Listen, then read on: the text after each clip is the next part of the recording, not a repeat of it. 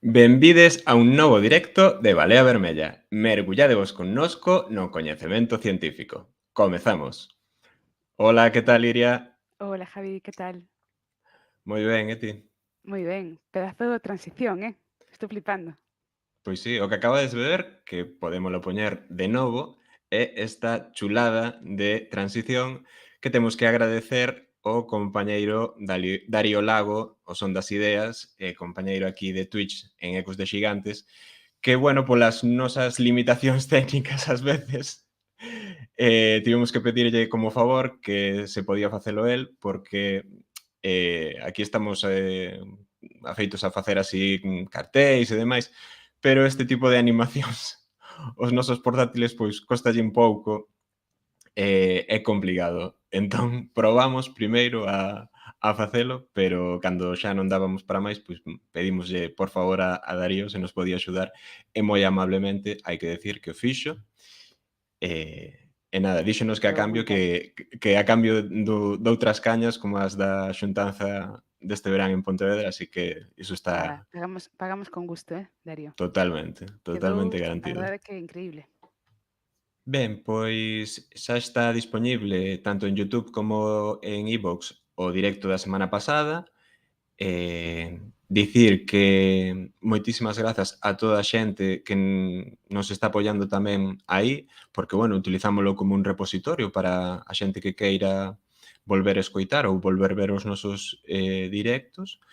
E tamén dicir que anunciouse hai nada, hai media hora, unha cousa así, que a nova programación de Quack FM temos que dicir que estamos nos presentes, que está a Balea Vermella na programación de Quack FM e que imos estar todos os xoves ás 4 da tarde vanse volver a escoitar os nosos directos aí en Quack FM, así que, pois, moitísimas grazas á xente de Quack FM por contar connosco, non? Porque, polo que vin, hai xente moi top nesa programación.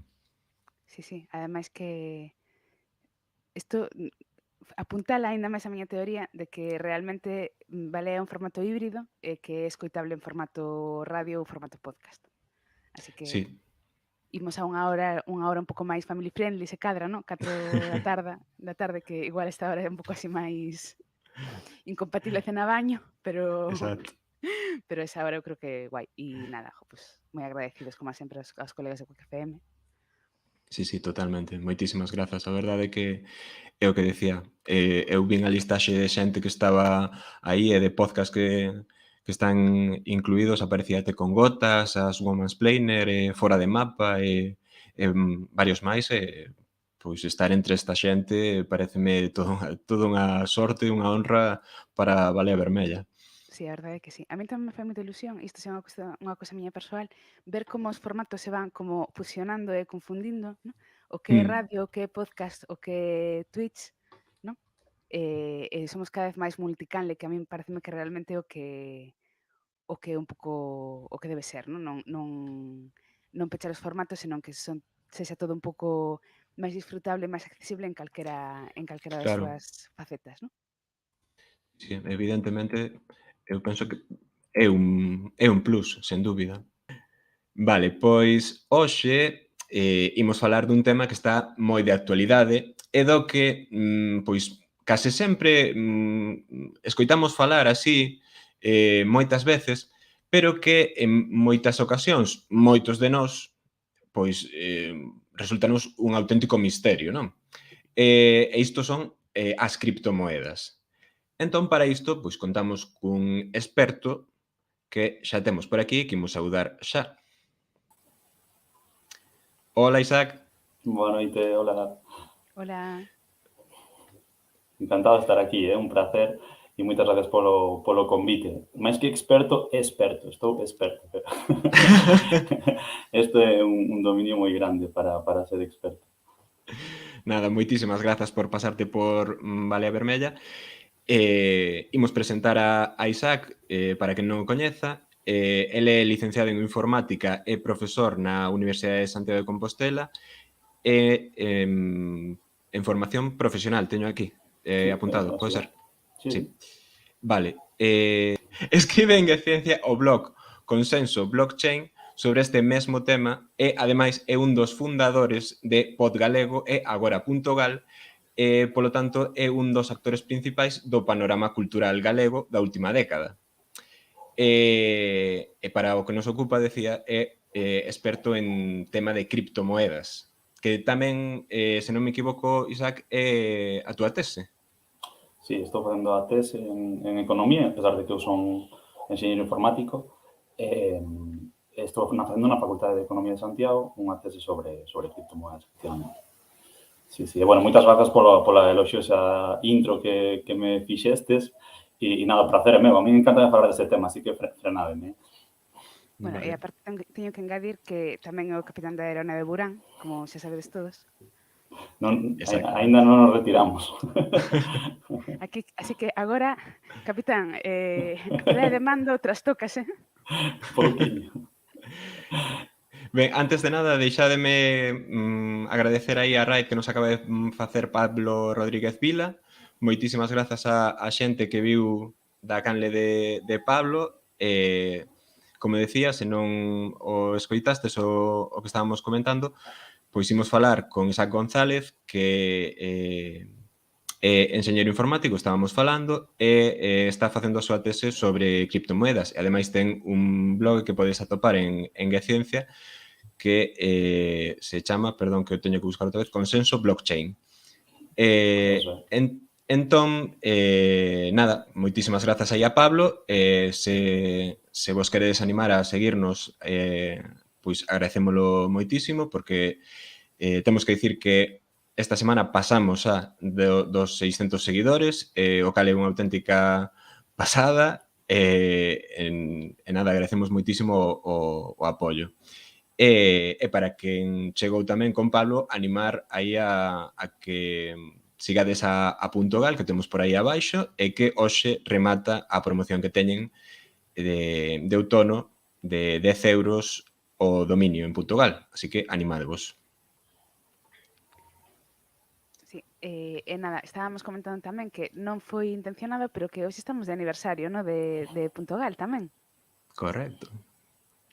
Así que nada, darlles parabéns ao Capitán Sac e non sei se queres comentar algo antes de meternos Que é o día do tema. podcasting. Eu disto non estaba enterado, a verdade. Sí, é o Día Internacional do Podcasting. Entón, claro, a mí tócame de perto como membro de Podgalego. De feito, vou aquí meter a cuña tamén. Temos un podcast que se estrea hoxe, no que falamos o Xío e máis eu dos 15 anos que xa leva Podgalego, registrando e promocionando os podcasts en galego. Entón, nada, animar a todo o mundo a que entre na web. Estamos no mellor momento de lonxe na creación de podcast en galego. E entón é un momento como moi feliz. E hoxe, pois eso, estou en Balea e nese podcast de Oiches, que é o podcast oficial de Podgalego, no que repasamos a trayectoria. Así que hoxe, moi feliz de oír a miña voz por todos os lados, a verdade. Sí. Más que de aniversario sería un pouco como estar de santo, ¿no? Sería como... De feito, sí, porque non nacemos ese día, claro, efectivamente. O San Falangullo. Vale, pois poñemos agora as ligazóns a todo isto polo chat.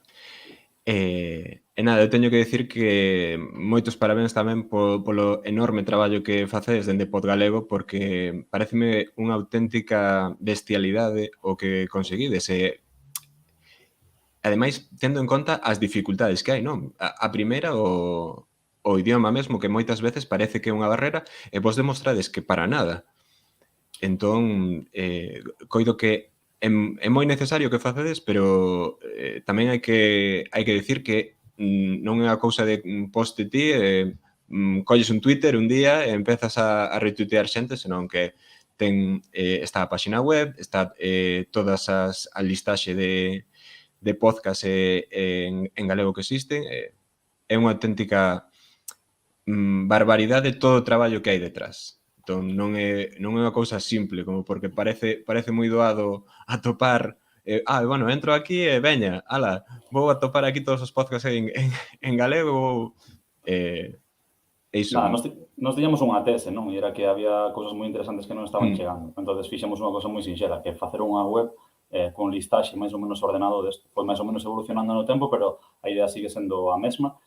E co paso do tempo, creo que sigue sendo tan ou máis necesario, non? Ter unha forma de acceso fácil a uns contidos moi interesantes. Fai un ano, pois, demos un salto de calidade, sobre todo por xente nova que se implicou, pois xío especialmente, que dos de sempre, pero tamén xente nova creando unha comunidade, non? Entonces, tamén agora hai un pouco ese sentido de pertenza que se viu hoxe no Twitter, que estuvemos aí dándolle caña todo o día, ou estuveron máis ben, pois para un pouco visibilizalo, non? Eu creo que estamos nun momento super doce, entón, pois, a verdade é que bueno, pois que apetece tamén dicilo e non conseguir seguir todo o que hai porque é enorme, non? Así que nada, é un gusto, a verdade.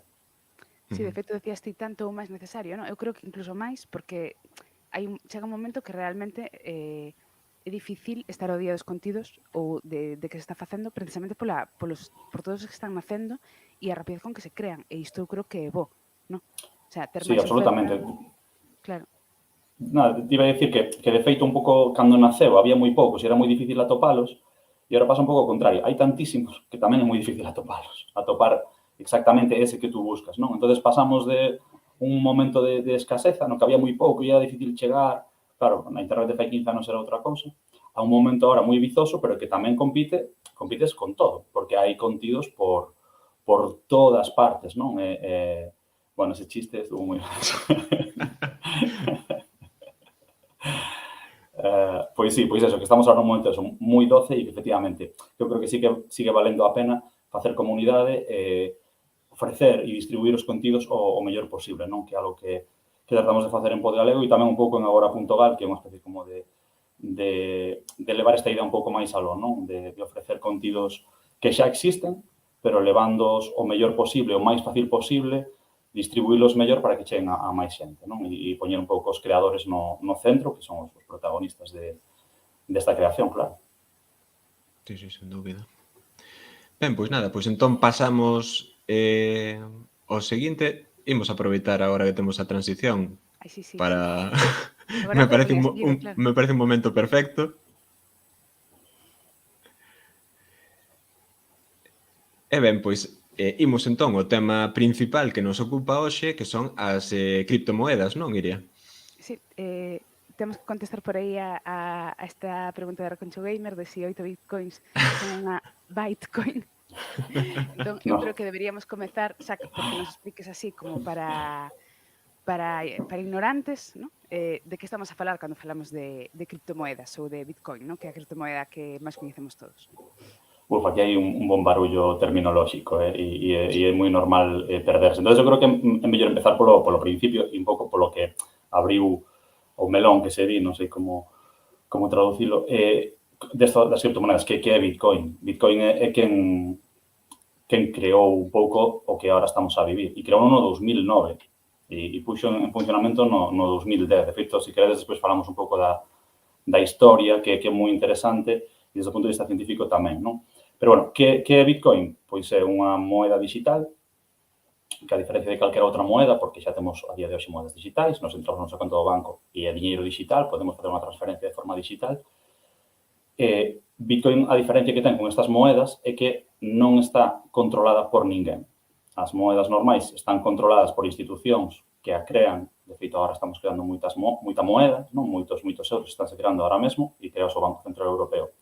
E hai outras institucións que son os bancos que nos dan acceso ou non o poden denegar ao diñeiro. En Bitcoin a idea é que ninguén teña control de ningún destes procesos. Hai un algoritmo que define cales son as regras e esas regras levanse a cabo sí ou sí porque así o estipula o algoritmo e tamén unha rede de ordenadores que contribúen a que ese algoritmo funcione ben e leva facendo desde, xa digo, ano 2010. O sea, levamos casi 12 anos cunha rede que funciona 365 días ao ano e que non se parou en ningún momento desde fai 12 anos, non? Eu quería saber, o sea, Bitcoin foi a primeira moeda, a primeira criptomoeda, decías? Sí, de feito, se queredes, conto vos moi brevemente a historia de creación de Bitcoin, porque sí que foi a primeira. Non quere decir que a tecnoloxía de Bitcoin bebe, como pasa sempre na ciencia, de experimentos anteriores, non? Hai experimentos anteriores que tratan de resolver boa parte das dificultades que ten crear unha moeda destas características, non? Un pouco Pero para porque, os que... como xorde isto? É dicir, en que momento se lles ocurre crear unha moeda virtual, non? Digamos, Sí, é así, é unha moeda virtual ou digital. ou digital. Xorde, digamos, en comunidades criptográficas, non? Porque desde o punto de vista da informática, os que temos xa certa idade e que vivimos o previo, non? A que todo mundo tuvera un computador ou un móvil, acordámonos, non? Tiñamos unha cinta de casete, facíamos unha copia e o audio era peor, non? E de repente chega o digital e a copia é perfecta, e a máis é infinita, e ajuste cero, guau, brutal. Claro, en ámbitos digitais, facer copias é algo moi natural, pero nunha moeda non queres que se fagan copias, queres xusto o contrario. Entonces, aínda que parezca un pouco contraintuitivo, en ámbitos digitais hai que facer tremendas pichacarneiros para que non se poidan copiar as cousas, non? Para que non se poidan duplicar, E iso ven un pouco da man da criptografía. É o seu ámbito de traballo, entre moitos outros, non? Pero é a creación, pois eso, de passwords que nos permitan ter cousas que só podemos acceder nós, etc. Non? Entonces, en ambientes criptográficos de foros de internet de fai 15 anos, pois había moito rum-rum. E, de feito, era criptografía con un pouso político moi forte libertario, non? Anarquista ou libertario.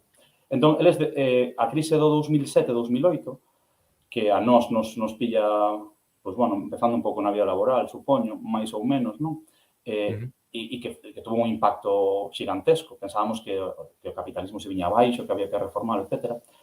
En estas comunidades xurde un pouco a necesidade de decir que podemos facer nós desde o noso ámbito de coñecemento para un pouco resolver isto, non? Había como un pouco de xenreira, porque non dicilo, cara a uns poderes que, desde a súa visión, cada un terá a súa, facían pagar a xente o pato, non? Da crise. Entón, propóñense facer un sistema no que non se poidan facer trampas monetarias, no que haxa unha moeda que sexa fixa, que non poidas coller e dicir, pois imprimo cartos, non? Porque despois tamén podemos falar de eso, de como a impresión de cartos xera inflación e como a inflación o que fai reducir o poder adquisitivo e o valor do diñeiro que ten a xente, non?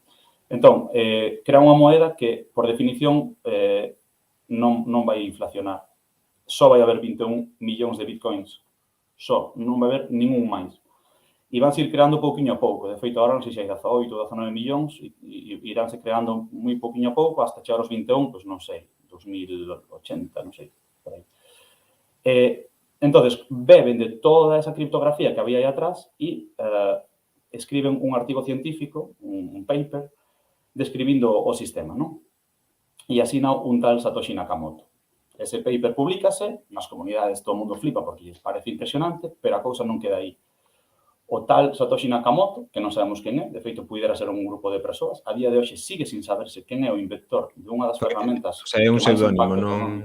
Sí, é un pseudónimo. Non se sabe quen é, pode ser unha persoa, poden ser varias, e a día de hoxe hai como sospeitas de un par de persoas, pero non se conseguiu saber quen é Satoshi Nakamoto. Pois escribe un paper, pero non se queda solo en un paper que se pode consultar e que é super lido, que, por certo, e isto tamén pode ser interesante para debater en algún momento, non se publica en ninguna revista científica, simplemente sobre internet e xa. E pouco despois, 6, 9 meses despois, crean o programa que vai a ser a base de Bitcoin. O programa que contén todo o coñecemento que estaba en ese paper. Poñen a funcionar o programa e empeza a rede Bitcoin. Aí empeza a rede Bitcoin. E a partir de aí, pois, hai unha historia de xente que se vai sumando e de como se vai incrementando o que é, pois, esta moeda digital que non controla ninguén, ni siquiera o seu creador. Había un comentario por aquí que acaba de chegar de mi prima Ramona que di: hai moita especulación sobre como vai a funcionar o regulamento das transaccións de criptoactivos na blockchain. Bueno, isto xa nos explicarás exactamente que é. Di que é algo que debemos asumir, compre que o fisco poida gravarnos nas operacións con diñeiro non fiduciario, pero persoalmente non o vexo asumible. Se consegue sequera achegarse mínimamente a regulalo, terán que pasar anos e anos nos que formen os reguladores e inspectores fiscais. O tema fiscal é un dos temas que, se queredes, podemos tratar un pouquinho máis adiante. Non é por escapar a pregunta, simplemente un pouco para seguir un fío. Para ir un pouco por orde, non? Sí. Sí, Sobre todo a mí tesme que explicar que é blockchain e todo isto, así que non. Claro. Antes de chegar a ese punto. Simplemente unha pequena paréntese, claro. Falamos de diñeiro digital non controlado por ninguén, pero os gobernos, unha das súas principais misións é controlar o diñeiro. Entonces, bueno, hai unha puxa por regular, taxar o diñeiro digital e virtual, non? E están aí, pois eso, nun momento de intentar facelo con mellor ou peor fortuna, non? Entón, bueno, pero vémolo logo porque sí que hai moitos pasos aínda que dar polo medio, como eso, a blockchain, o giro fiduciario. Pero, bueno, vos me diredes, unha vez que xa está creado o Bitcoin, pois ponse a andar e empeza a funcionar e hasta hoxe non parou. Cual é un logro desde o punto de vista da enxeñería, sin meternos a outras consideracións. E decías, cales son, entón, as principais diferenzas entre o que coñecemos como cartos convencionais con criptomoedas? Mira, hai que irse sempre como exemplos moi extremos, non?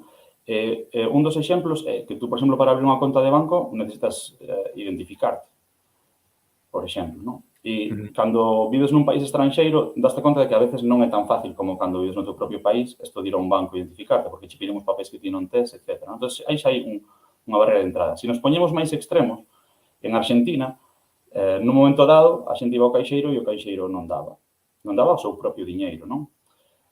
Por qué? Porque hai institucións polo medio, que chamadas bancos, ou chamadas xulgados, ou chamadas estados, ou bancos centrais, que teñen un certo poder sobre o noso diñeiro, non?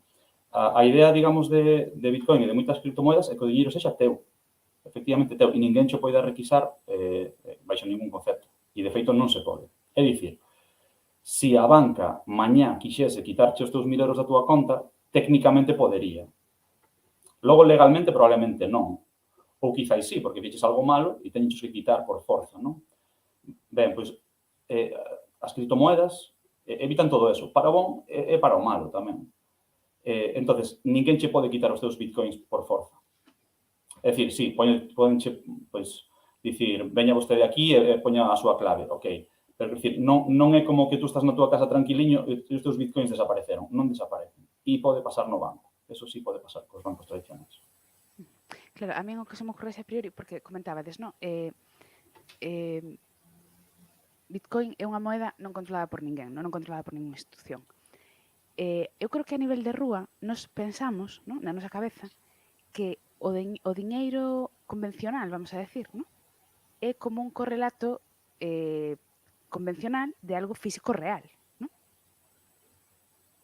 É dicir, que no banco están os cartos, non? Que están físicamente os cartos que aparecen no numeriño da miña conta do banco. Ou algo análogo, non? Como, por exemplo, lingotes de ouro. Ou montañas de moedas, non? Pero creo, porque lín algo sobre o tema para preparalo, porque me contaches ti, non? Que isto que a priori podería parecer unha diferencia non é tanto así, creo, non? Claro, o problema de falar de Bitcoin é que hai que falar de dúas cousas que moita xente non coñece en profundidade, que son a tecnoloxía informática, ok, é relativamente recente, e hai unha cousa que chama moita atención que a xente non sabemos como funciona ben, que é o diñeiro. Algo que forma parte das nosas vidas de forma moi profunda, que a condiciona en moitos sentidos, que é clave para o noso desenvolvemento humano, é algo que non sabemos moi ben como funciona. E se lle decimos a alguén cantos euros hai, nin se sabe, nin se é como se fan máis euros, é como se cando che dan un préstamo onde sacan os cartos, etc. É un tema moi espiñento, non? Como decía un comentario por aí, antes do 71, efectivamente... Sí, decía Lovelace que o diñeiro estaba asociado ao valor ouro hai anos, e decía que pensaba que fora Thatcher quen dixo que non facía falta. Na época de Thatcher e Reagan, non me acordo exactamente a conferencia na que mudaron o sistema. Hai unha web que mete moito medo, que se queredes a podedes linkar por aí, que é What Happened in 1971, que pasou no 1971, e é unha colección de gráficos de que pasou antes e despois do patrón ouro, non? Que era o patrón ouro? Pois o billete que tiñas na man representaba unha porción do ouro que estaba no banco central de Inglaterra, de Estados Unidos, a Reserva Federal ou do Banco de España ou do banco que fora, non? Pois se prestaba unha fracción. Entón, se o país iba mellor, pois tiña máis ouro porque o compraba, entón a súa moeda era mellor, e se iba peor, pois tiña que vendelo para sacar cartos. Nun momento dado pasas o diñeiro fiduciario, non? O diñeiro fiat, que eu sempre fago a broma de fíate do que valga, porque non está respaldado por nada, non? E é algo que tamén se lle achaca moito a Bitcoin, que dicen que non está respaldado por nada. É verdade, pero que o euro tampouco está respaldado por nada. E é verdade. Entón, ou por nada, non. Vamos a ser tamén sinceros. Está respaldado por unhas institucións, que iso é moito, non? Pero non por nada, non por un valor físico, sino por un valor de confianza, non? Que é unha palabra moi relevante en finanzas. Que quero dicir con isto? Que ao final a nosa percepción do diñeiro é moi relativa, moi relativa. E tamén que dá que pensar un pouco que na nosa formación non teñamos unha formación un pouco máis profunda sobre un tema tan crítico, non? Entón, pois eso, é sempre o mesmo. É difícil explicar o Bitcoin porque non sabemos ben como funciona o euro ou o dólar, e tampouco sabemos ben como funciona, pois, internet, por exemplo, non? E claro, aí tamén hai outro paralelismo entre Bitcoin. Entonces, bueno, podemos facer o que poidamos esta noite en Balea. A min é que con todo isto teño que decir que ata o momento tiña un pensamento bastante conservador, digamos, porque os cartos ou o papel moeda, non? É algo co que conviviche sempre, entón tes como esa seguridade que en realidade non a tes, porque despois chega unha crise e acontece o que acontece. Pero pensas que tes esa seguridade. O físico parece que che dá esa seguridade, non? O tema virtual, polo menos a xente que, aínda que sexa millennial, sigo tendo certas reticencias cara a todo o que acontece en internet. Entón, unha moeda que está en internet, a min o primeiro que me transmite é desconfianza. Logo, sen saber o tema ou despois lendo, perdón, pois mira, vas aprendendo e demais, e seguro que hoxe aquí acabamos desmontando varias cousas, pero o primeiro que me transmite sempre é desconfianza. E repito, non ten nada que ver, porque o papel moeda ao final Non, hai unha cosa que sí que é certa. non se sustenta tampouco en demasiado. Claro, hai unha cosa que é moi certa, Javi, que ao final Taleb chamalle Lindy, non? As cousas que durante moito tempo funcionaron, é normal que teñamos moita confianza nelas. E nas que acaban de chegar, é normal que non a teñamos. Eu creo que é moi humano e moi razonable. Por tanto, hai que quitarse tamén un pouco como... É normal que haxa desconfianza. É que Bitcoin ten moitísimo que demostrar, como moitas outras novas tecnoloxías que non sabemos onde nos van levar. De feito, sacando un pouco de aquí, non, pero se levamos a inteligencia artificial, pois Elon Musk como que está obsesionado en que a inteligencia artificial é un dos graves perigos da humanidade. Entón, non pasa nada por ver as cousas negativas. É un pouco cando falaba con Iria para ver como afrontamos o programa, claro, que titular lle poñerías? Pois, alén dos preconceitos, non? Porque sí que é normal telos, pero hai que avanzar tamén sobre eles en algún momento, non? E iso non quere decir entregarse, simplemente seguir sendo crítico e analizar un pouco o que ven, porque isto tampouco ten moitos problemas. Quero dicir, a min tampouco me gusta a xente que chega con unha tecnoloxía nova e só che conta as maravillas, non? Hai cousas boas, cousas malas, e hai que dicilas con toda honestidade. O sea, que outra diferencia, porque realmente... un pouco abundando nesto de desmontar os preconceptos, ¿no? Para min, o principal preconcepto alrededor de Bitcoin é como unha moeda de mentira, ¿no? E en oposición ao diñeiro fiduciario, que sería unha moneda de verdade, ¿no? E entendendo de verdade como isto de respaldado polo patrón ouro, que acabamos de decir que non é así, ¿no? Que realmente non deixa de ser unha cuestión de confianza e unha cuestión a un nivel igual un pouco máis amplo, que non deixa de ser virtual, vamos a decir, ¿no? O sea, o billete de 10 euros vale 10 euros porque todos nos poñemos de acordo en que vale 10 euros. Eso é. A cuestión é que, perdón que faga só un inciso, un pouco que pon en cuestión hai unha moeda que non está respaldada por nada físico, pero sí por unhas institucións, e hai unha moeda que non está respaldada, pero tampouco condicionada por unhas institucións. Exactamente. Entón, eu creo que aí un pouco non é que unha sustitúa a outra, eu creo que é unha opción. E que che dá contrapesos. Como dúas caras, ¿no? De alguna maneira. Exacto, claro. exacto. Ao seguinte punto que quería chegar, que me parece outra diferencia importante, ¿no? Ti dicías antes, hai 21 millóns de bitcoins, ¿no? e non vai haber máis. E non sabemos cantos euros hai. No? Hai un meme de internet que é casi como unha, no? para retratar a alguén como ignorante ou naif, non? Nun tema que alguén nunha discusión di nun determinado momento e non poden simplemente imprimir billetes. Imprimir. ¿No? Pero isto sí se fai, ¿no? É dicir, sí que hai un señor que nun momento determinado decide... La máquina del dinero. La máquina del dinero. E efectivamente o que nos estás dicindo é que con Bitcoin isto non é posible. Entón, gustaríanos tamén saber un pouco por que non é posible. Non se poden imprimir bitcoins ou o equivalente a imprimir? Bueno, hai moitísimas máis criptomoedas a día de hoxe que Bitcoin e algunhas sí que usan un pouco a estrategia inflacionaria que se chama, que é de crear máis moedas, non?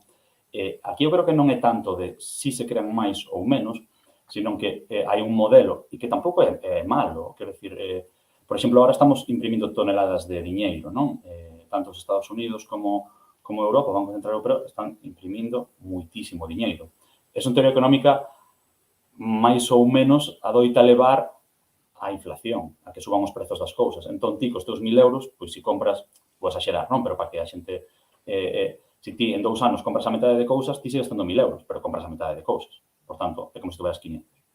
Entón, a impresión de diñeiro ten uns efectos adversos, pero a veces o mellor son necesarios. Quero dicir, estamos nunha crise moi forte e o mellor necesitamos pagar con inflación que agora pois poidamos continuar tal como temos as cousas, non? Entón, o mellor imprimir diñeiro está ben. Ou o mellor non. Quero dicir, hai casos de superinflación, os máis típicos son a República de Weimar en Alemanha, non? Que un pouco leva despois tamén a todos os problemas de hiperinflación que houve en Alemanha e que logo levou un pouco, non sei se o nazismo, pero bueno, a continuidade histórica deso foi o nazismo, Zimbabue, que hai o billete do trillón de dólares de Zimbabue, ou Venezuela, non? Que teñen que quitar ceros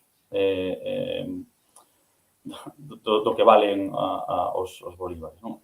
Entón, a hiperinflación é un problemón.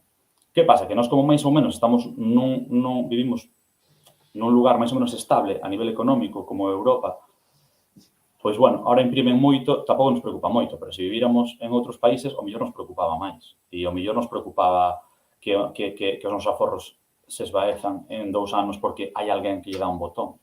Entón, e despois, Bitcoin non vai haber máis, e é unha das fortalezas que ten Bitcoin, que é como que non se van tocar as regras que o rixen. Outras criptomoedas, sí. É dicir, outras criptomoedas adoptaron medidas diferentes, que hai unha especie como de comunidade que por votación pode cambiar as regras de como se crea ou se destrue o diñeiro, non?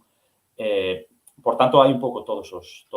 E tamén é un pouco, eu creo, o éxito de Bitcoin, non? Que como non se toca, é o que non vai haber cambios, non? Entón, sabes o que te podes esperar. Isto ten que ver co que comentabas antes e que creo que antes de seguir pasar a seguinte pregunta, igual é conveniente explícalo, non? Co tema de que é o blockchain, para entender un pouco como é a dinámica e poder avanzar un pouco máis, non? Sí, por favor. Así, en resumen, Bitcoin é a moeda e blockchain é a tecnoloxía que soporta a moeda. En que consiste blockchain? En que consiste a tecnoloxía que soporta a moeda? Ben, seguindo o exemplo da banca, non? Si tú tes 1.000 euros nunha conta de a banca e, pois, por exemplo, Javi lle pasa 100 euros a Iria, pois na conta de Iria ten que haber máis 100 e na de Javi ten que haber menos 100, vale? Son 2 operacións. De quen se encarga desas operacións? A banca. Pola conta que lle trae, pois, se os restan un lado sumaos no outro, porque hai uns reguladores que os miran, pero poderían trabucarse, non? Entón, esa operación que estamos facendo, só a ten a banca. A banca ten o poder de non facela. Non o vai facer, xa o sei, pero ten o poder de facelo. Como se fai que non haxa unha persoa que teña o poder? Repartindo a moitísimas persoas, neste caso computadores, unha rede de computadores, esa operación de restar 100 nun lado e sumalos no outro. E, ademais, falo de tal xeito que se algún minte, o penalizas moito, e é dicir, se un colle dice, non van 100 de Javi a Iria, non, van 1.000 de Javi a Isaac, non, porque o nodo é meu e entón eu quero aproveitarme disso. Entón, a min vanme a penalizar, vanme a punir por ese comportamento nocivo para a rede.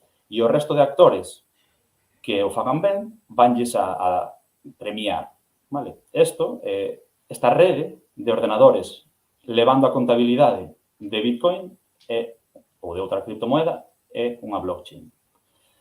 E esa rede está formada por nodos, ou o que comúnmente se conoce como os mineiros de Bitcoin. Os famosos mineiros de Bitcoin simplemente teñen un ordenador contribuindo a que as transaccións que se fan en Bitcoin se leven a cabo. E, por contribuir, levan un premio, e se non contribúen, pois levan un pau. Entón, unha pregunta. Por que que nomeaba ao principio, por que lle chamaches consenso blockchain a colaboración con Gciencia? Pois mira, o feito, blockchain é cadea de bloques, non? Entón, a contabilidade, basicamente, é sumar e restar. De unha conta pasa a outra, de unha conta pasa a outra. Eso é unha contabilidade, non? Pois imaginadevos un libro de contabilidade no que cada folla pois, ten 10 contas ou 20 contas, non? E vanse pasando as follas. Que hoxe hai 5 contas, vale. Mañá hai non sei cantas contas, vale. Nunha blockchain, cada folla é o que se chama un bloque. E entonces, técnicamente, a nivel computacional, o que fan é bloques nun determinado número de tempo que se enlazan co seguinte bloque. De aí o de cadea de bloques. En cada bloque van un número de transaccións. Ajá. O proceso de pasar de un bloque a outro, é dicir, de que toda a rede se poña de acordo en que ese bloque é o correcto, penalizar os malos e, digamos, favorecer ou premiar aos bons nodos, é o que se chama o consenso, é o proceso do consenso. Consensuar cal é o bloque. Entón, desde aí que a idea era consenso newsletter. De feito, a miña idea era poñerlle con espacio senso blockchain, non?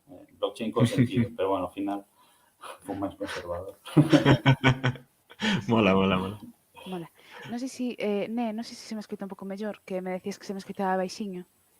Subiño un pouco o micro. Vos escoitadesme ben? Eu penso que sí. Que sí. Vale, sí.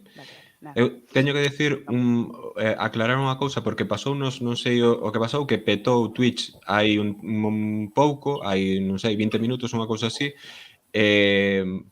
toleou e quedaron gravados como 15 minutos do principio do directo, quedaron outros 5 minutos por aí desperdigados, entón isto vai estar clarísimo que é necesario, se queredes ver en diferido, velo en YouTube ou escoitalo en podcast, porque seguilo en Twitch, non sei que pasou, vai estar complicado. Vai. Non queren que falemos de isto. No, está... Son eles. Claramente. No, ademais non sei que pasou. Tiñamos aí un pico de espectadores enorme e de súpeto pasou a 0 e quedou guardado o vídeo. Non sei. Continúa a estar algo baixo, Dine. Sí, mira, seguro que é a explicación que di Cris, que o que pasa é que tes unha voz moi doce, entón... Bueno, non é doce, é baixa. É o ton, é o ton. A ver, pásame unha cousa que me pasa sempre, que é que eu teño un ton de voz moi baixo, entón, cando me esforzo, falo un poquinho máis alto, pero se estou moi abstraída ou moi interesada, é como que volvo o meu ton de voz original que é inaudible. Entón, se vedes que me baixo, pois é porque estou distraída, o sea, estou centrada na conversa, non en que me escoitedes. Así que vou facer un esforzo por levantar un pouco o ton de voz, porque creo que non é cuestión do micro, creo que é cuestión de efecto do animal. Así que intentaré berrar un poquinho máis, vale, né? Decía aí Recuncho que é blockchain de Twitch. Pois parece un comentario moi acertado. Vale, pois para continuar, tiñamos por aquí apuntado que Bitcoin é só para mercar drogas na Deep Web ou pode ter aplicacións na economía que todos coñecemos. Que isto capciosa pregunta. Que isto de mercar drogas na Deep Web? Que pasa aquí con Bitcoin? Non sei.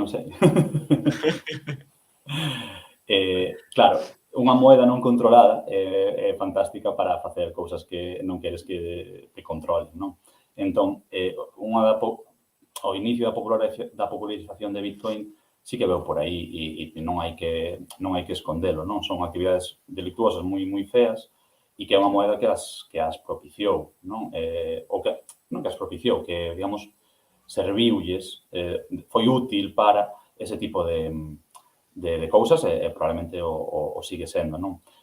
É o que pasa tamén en espazos de moita liberdade, non? Lembrade tamén os inicios de Internet, non? Liberdade absoluta na información, pois, implica que vai haber persoas, pois, non sei se dicir malvadas, non? Pero que a van a utilizar para cousas, bueno, moi feas, non? Entón, aquí pues, tamén aparece un pouco o mesmo, non? A defensa típica, claro, claro, si por estas o dólar, entón, nin o tocamos, porque, quer decir, é un uso moi típico. De feito, un dos argumentos que veñen aí para a prohibición do diñeiro físico, que xa está en marcha, non? É dicir, están prohibidas, non sei, son operacións de máis de 1.000 euros facelas en diñeiro físico, non? Eso xa é así actualmente. Pois o diñeiro físico, claro, é moi útil para facer cousas malas tamén. Entón, hai que ter cuidado con esos argumentos porque a veces, querendo quitar a maldad, o que facemos é traela por outro lado, non? E hai que ser conscientes de que a liberdade trae perigos. Eso que sempre son as dúas caras da moeda, non? Entón, entendemos que, claro, como todas as moedas, ¿no? Como tamén as moedas convencionais, vamos a decir, evidentemente podemos facer calquera tipo de transacción con ela, legal ou ilegal, ¿no? Exacto, Pero exacto. que vai supoñer ou que pode supoñer para a nosa vida cotiá de todos os días o feito de que exista unha alternativa non controlada por un organismo, como pode ser Bitcoin ou outro tipo de criptomoeda?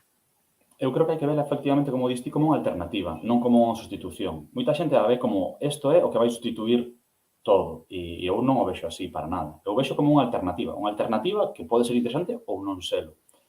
Que cousas poden impactar na nosa vida?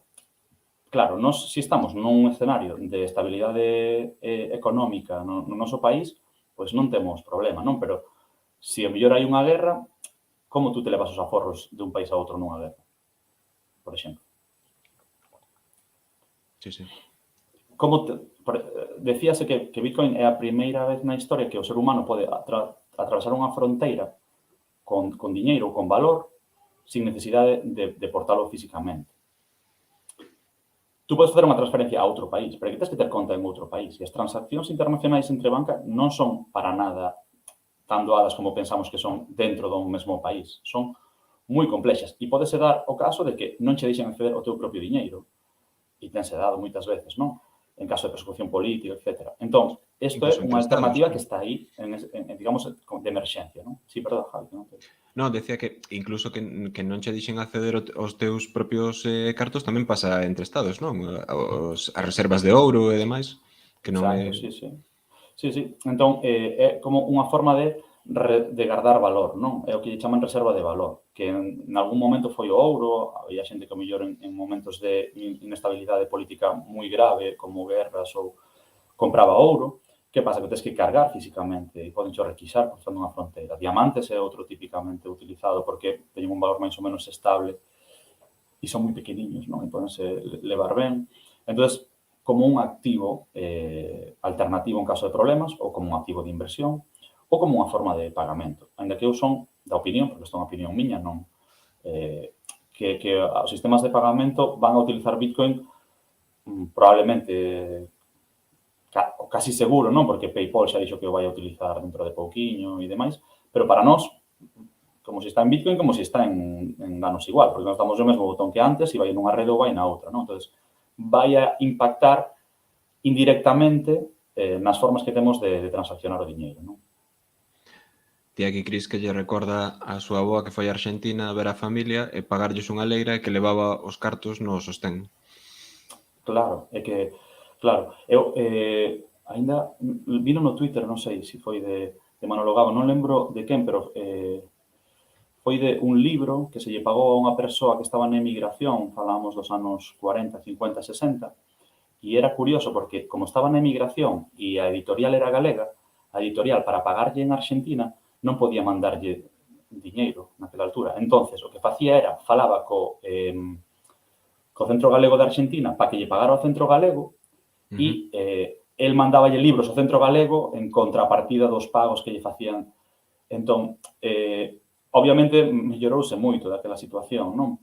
Pero sí que o que temos agora é unha alternativa que se non teríamos, non? O control do diñeiro é base para o control de calquer estado político, non? Sempre foi. O sea, os reis acuñaban moeda o primeiro que facían, non? E os reis, incluído o noso, estampa a súa cara na moeda para dicir isto é meu, non? Isto é o meu poder político feito diñeiro. Claro. Non hai ningunha cara en Bitcoin estampado. Hai un B, non? Ou que... Sí, hai un B aí como se foran as dúas liñas de tal. E hai un, bueno, por seguir a coña antes de Satoshi Nakamoto, hai un señor que se chama Satoshi Nakamoto, pero que non inventou Bitcoin e que é moi famoso e levan a todas as conferencias. Bueno, e aquí temos a Satoshi Nakamoto. De feito, sospeitase que o real era veciño del. Bueno, hai moitas intrahistorias, eu non vos sei contar moitas. Preguntábasme tamén, vale para algo máis que para comprar cousas chungas? Claro, hai un tipo Para que entrar foi na o que Deep Web. Hai un tipo que comprou a primeira compra normal en Bitcoins foi unha pizza. Anda, eso non o sabía. Sí, unha pizza que valeu 10.000 Bitcoins. Esa foi a primeira Seguramente transacción. estaba bastante devaluado o Bitcoin, non? Deduzo. Claro, bota de contas, non? Unha pizza, 10.000 Bitcoins. Des- Hoxe, un Bitcoin son 40.000 euros, pois multiplicade, non? Entón, eu teño aquí unha dúbida porque a semana pasada creo que foi o que pasa é que despois estiven lendo e parece que é algo como cíclico, que China decía que prohibía todo tipo de transacción con xa non só con Bitcoin, senón con calquera tipo de criptomoeda, se non estou errado, non? Sí. O que pasa é que había xente que decía que é como unha especie de tradición que fai China todos os anos ou algo así, que é como marcar terreo. Os estados non lles interesa, ou polo menos neste momento non lles interesa que existan estas moedas, ou están interesados en facer o día de mañá unha moeda ou moedas virtuais ou criptomoedas, bueno, que estean controladas polos estados. Sí, así é. De feito, a broma era China proíbe as criptomoedas outra vez. E xa van 37. 37 literal. Sí, como decía antes, os estados, unha das súas necesidades para manter o control e o poder é controlar o diñeiro, non? E claro, pois aquí agora teñen unha competencia. Eu, se queredes, levámoslo a un paralelismo que a mí me axuda moito e que eu creo que tamén nos pode axudar a situar o que pode ser isto, non? Hai un libro moi famoso de un divulgador que fala de blockchain ou de Bitcoin, pero de blockchain en xeral como o internet do diñeiro, non? É a revolución do internet aplicado ao diñeiro. Entón, os estados, claro, non lles interesa que haxa competencia, pero a veces é unha tecnoloxía que está aí e que teñen que lidiar con ela de alguna forma, non? Entonces, podes prohibilo e o mellor tes capacidade de facelo, podes tratar de paralo, pero que suele funcionar moi ben e a internet me remito é que se non podes con el, co enemigo únete a él, non? Entonces, internet, os que vivimos o inicio de internet, vimos o que era antes e sabemos o que é hoxe, non? Entonces, hai un control de internet moi claro. Eu intuo que nas criptomoedas vai pasar algo parecido, non? Primeiro porque van a intentar controlar as que xa hai e logo porque xa se sabe e isto en moi pouco tempo, non se sabe canto, porque como sempre información moi escura, pero teremos o que se chaman as CBDCs, Central Bank Digital Currencies, que son criptomoedas feitas polos bancos centrais que o que van facer é que o euro non só sexa digital como é hoxe, sino que funcione nunha blockchain. Unhas certas melloras técnicas que son de verificación, de control, porque en realidade, e tampouco me quero profundizar moito nisto, pero en realidade o sistema que temos agora de moedas é que cada banco leva as contas, entre os bancos falan entre sí, e despois hai unha entidade superior que controla os bancos. E agora o que temos é unha tecnoloxía que nos permitiría, en certo modo, levar unha contabilidade xeral sin necesidade de andar controlando a ninguén, porque a blockchain o que che permite é que, en base a unhas regras, todo este moi claro, non? Sexa verificable, sexa auditable, etc. Entón, bueno, están aí intentando utilizar unha tecnoloxía de descontrol, pero controlada. É un pouco o camiño que están intentando levar adiante. China xa ten a súa criptomoeda, está facendo experimentos, o Banco Central xa europeo xa dixo moitas veces que está nenso e que sacarán a súa. Entonces, eu creo que nunha década ou así é probable que xa estemos en transición para que o diñeiro que usamos todos os días este nunha blockchain. O cual para nós vai ser casi igual que agora, quero dicir, desde o punto de vista do día a día. Pero vai a ter unhas implicacións técnicas e económicas importantes. Claro. Non sei se, falando de agora, no, do control estatal tamén, da tecnoloxía ou de, bueno, máis que o control estatal, como os estados van a empregar esta tecnoloxía, non? Se te parece agora bom momento para explicar o tema este que falábamos antes do tema do gravame ou dos impostos sobre blockchain. Exacto. A día de hoxe, as criptomoedas consideranse unha inversión como se compraras un activo en bolsa ou unha empresa, algo parecido, non? Entón, ti basicamente o que tes que facer é pagar os teus impostos sobre as ganancias que tú teñas nas criptomoedas. Onde está a dificultade? Que moitas das ganancias que tú tes, o fisco non as pode ver ou non as pode saber. Porque unha cousa que é interesante dicir, a maioría das blockchains son anónimas, pero non privadas. É dicir, hai un rexistro público de todas as contas, de que fixo cada conta, o que non sabes é de quen é cada conta. Como en Internet, que todos temos unha IP que anda por aí, coa diferencia que en Internet sí que saben de quen é esa IP, porque nós temos que pagar a unha empresa para que nos dé unha IP, e ao pagar xa ten todos os nosos datos. E entón, se facemos algo malo, pois é moi fácil. Teñen un listado de que IP fixo eso, etc. Pois ten unha cousa parecida. Que pasa? Que a unión entre persoas e o número de conta non está feita, ou digamos que non está generalizada. Por tanto, para os estados non é fácil saber se iso é así. E despois hai outra segunda parte, e é que cando tú compras criptomoedas, necesitas que unha empresa chas cambie polo teu diñeiro actual, e se tú tens criptomoedas e queres diñeiro real, necesitas que che cambien ao revés, é dicir, o que eran as casas de cambios de antes, non? Tú das 100 euros, danche os bitcoins que sean, ou tú das bitcoins e danche os euros que sexan. Esas casas de cambios sí que están moi auditadas polos estados, e aí, cando nas ganancias traídas os euros, é fácil que os estados poidan, digamos, fiscalizar o que se fai coas criptomoedas. Aí sí que é máis fácil. Eu creo que a cousa irá por aí, non? Por controlar un pouco o acceso, igual que en Internet, non? Controlan que o que accede con unha IP é tal persoa e esta IP de tal persoa, pois este é algo parecido, non exactamente igual, pero parecido. Entón, a fiscalidade aí teñen un problema. Que pasou tamén con Bitcoin? Que os gaños foron auténticamente inimaginables. Quer dizer, o tipo que pagou os 10.000 euros, os 10.000 bitcoins por unha pizza, non se podía imaginar que 10 anos despois eso valera 400 millóns de dólares. Non se podía imaginar. E, de feito, creo que é un bon exemplo de saber que os que empezaron isto non empezaron pensando no follón que hai agora a nivel de precios. Non iban por aí. Entón, claro, esas gigantescas cantidades de diñeiro, se se traen ao diñeiro normal, xeran uns impostos gigantescos os que, lóxicamente, os estados non queren renunciar, e entendo que, ademais, non queiran renunciar. Entón, bueno, pois hai un pouco aí a tensión. Logo, tamén, o que hai unha tensión moi importante porque a legislación non está adaptada ás criptomoedas en sí. Entón, usa unha legislación como de bolsa, e hai moitas cosas que non encaixa para nada, e hai uns insentidos enormes. Bueno, hai moito que traballar a nivel legal e fiscal. Mira, ahora tiñamos apuntado por aquí tamén, non sei se hai algún outro mito en torno ás criptomoedas que che parece así interesante de resaltar.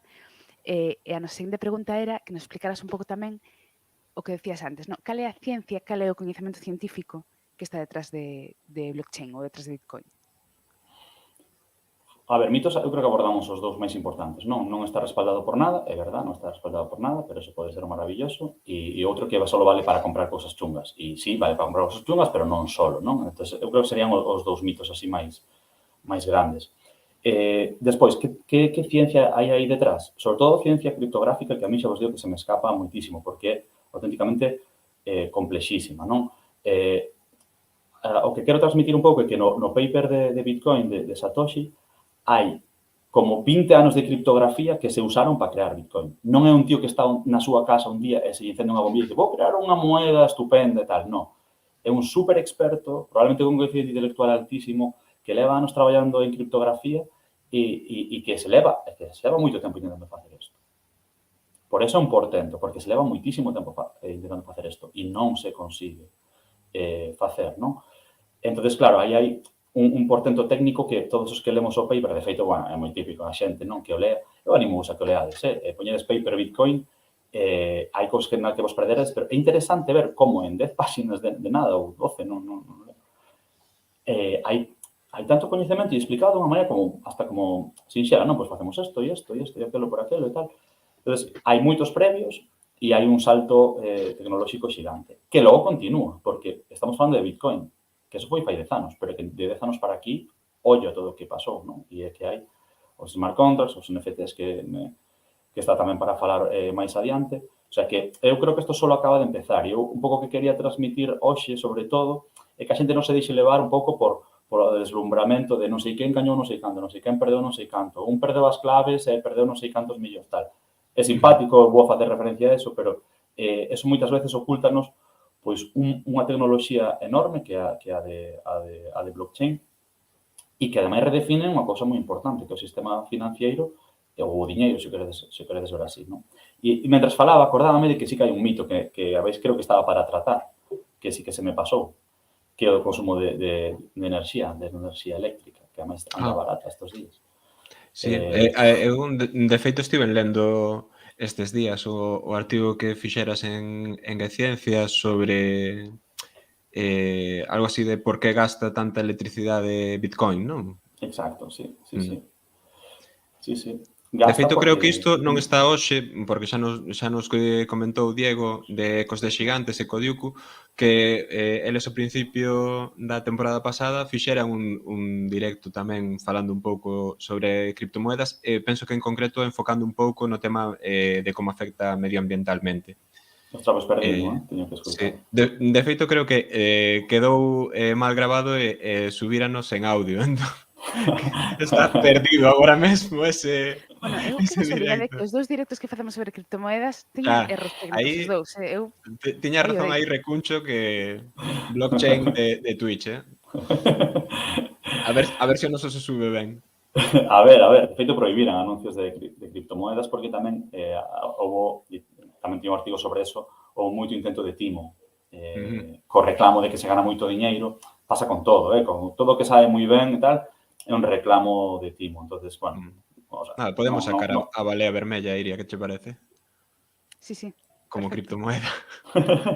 Pois eu creo que, ademais, como temos ese logo así redondiño, eu creo Claro. que mola Xa como te criptomoeda, vale coin. Pois Pois nada, sí. se podes explícanos un pouco que hai de mito nisto do consumo de electricidade por parte de Bitcoin. Bitcoin consume moitísima electricidade. Punto. É verdade. Consume moitísima electricidade. Por qué?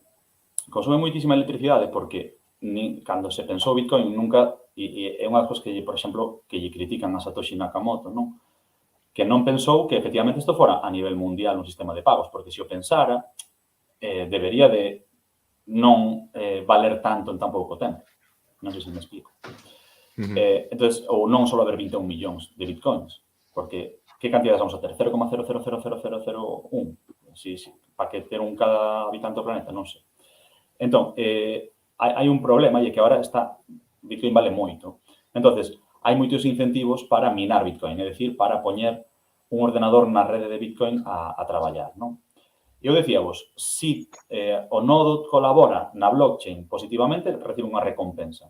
E si non o fai, recibe un castigo. Vale.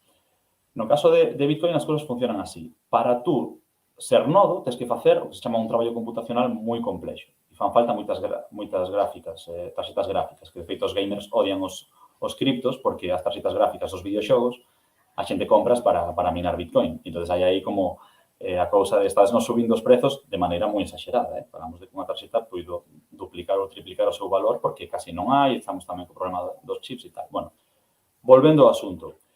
Para minar Bitcoin necesitas unhas tarxetas gráficas moi potentes. Telas todo o día a toda a pastilla. Eso consume moitísima electricidade. E cantas máis teñas, máis gañas. Entonces, o que fai Bitcoin é que se tú non colaboras coa rede, todo ese gasto xigantesco de comprar as tarxetas, de poñer a electricidade a toda a pastilla, de todo, ti pérdelo. Porque non estás ganando nada.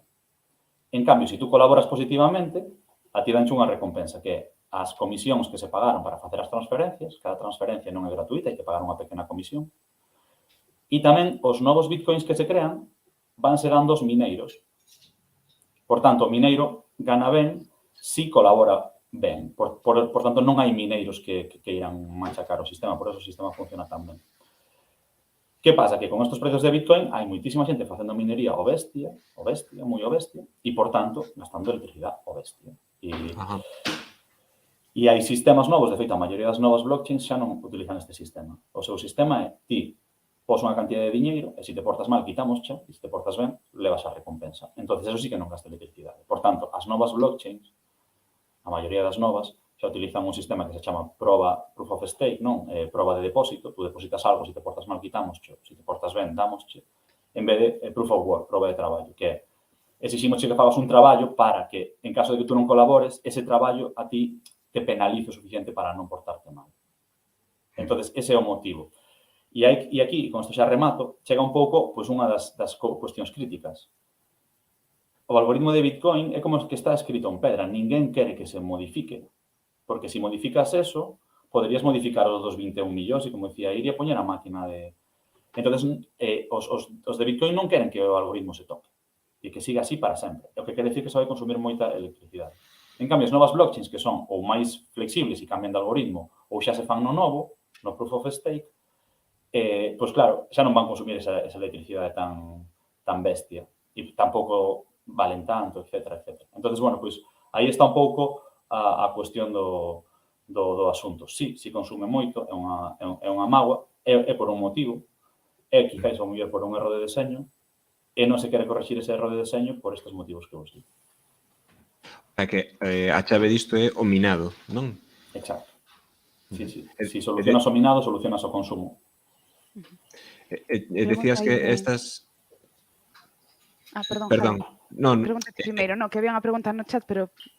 Non, eu ia decir que, como dixo agora que falaba de novas blockchains, que no teu artigo teño aquí diante que falas que de utilizar algún tipo de nova proba de participación. Que é isto de proba de participación? Sí, é outra traducción de Proof of Stake. Hai moitos tipos de probas de consenso. Estas son as probas de consenso. É dicir, para facer o consenso, ti a que te arriscas a perder se o faz mal o consenso? Pois é un traballo que fixen, un depósito, unha participación. Estáse tamén xogando moito con isto, non? Por exemplo, probas de reputación. É dicir, tú se te arriscas en blockchains moi particulares, por exemplo, tú se te arriscas a poñer un dato e mintes, perdes toda a tua reputación, que é o que che dá acceso a poñer máis datos, por exemplo, non?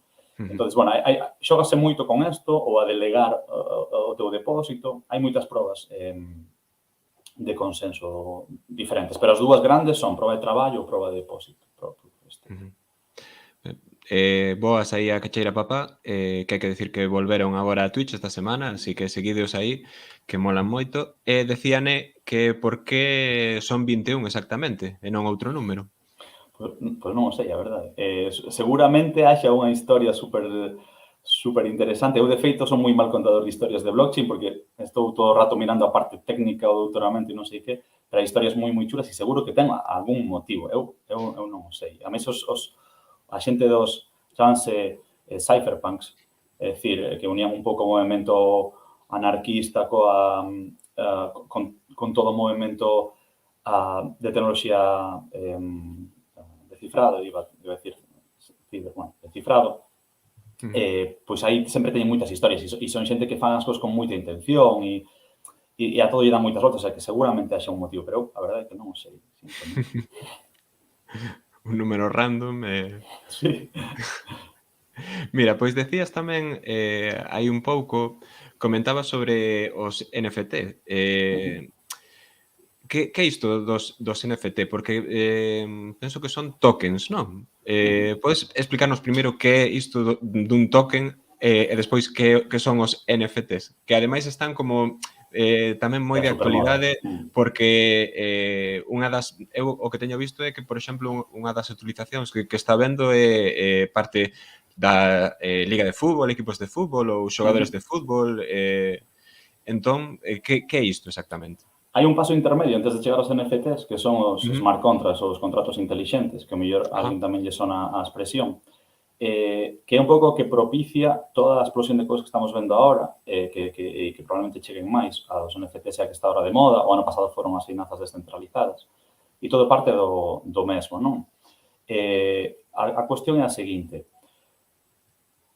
En vez de tomar operacións de suma e resta, cando falábamos de que Javi lle pasaba 100 euros a Iria, non? En vez de facer operacións de suma e resta, se puidéramos facer calquera operación que permita un equipo informático encima dunha blockchain, poderíamos facer que un código se executara sí ou sí, sin que ninguén o poida parar, independentemente de calquera cousa. É dicir, igual que ninguén me pode quitar os meus bitcoins virtualmente, pois calquera persoa pode correr un programa informático nunha blockchain, e o que se chama smart contract. Para que valen? Pois imagínate, facemos unha aposta E entón eu digo que vai ganar o Depor o seguinte partido e Javi dice que non. Entón, bloqueamos aí 100 euros. Cal é o problema de eso? Pois que ou nos fiamos un do outro, porque temos palabra de honor, ou os poñemos nunha caixa. A cuestión é, quen garda esa caixa e lle dá o diñeiro o que gaña? Ten que ser unha persoa de confianza. Podemos facer isto sin que haxa unha persoa de confianza? Bueno, pois o que traen os smart contracts é que sí, que podemos facer isto sin que haxa unha persoa de confianza. E, por tanto, podemos asegurar que un acordo que nos teñamos se vai executar sí ou sí ou sí ou sí. Eso antes non pasaba. Podíamos facer un programa informático que fixera eso, pero se desenchufaba un ordenador no que estaba, se o servidor fallaba, se Google ese día non o quería executar, etc. Sempre había alguén que podía parar isto, non? A cuestión é que agora xa non se pode parar gracias aos smart contracts.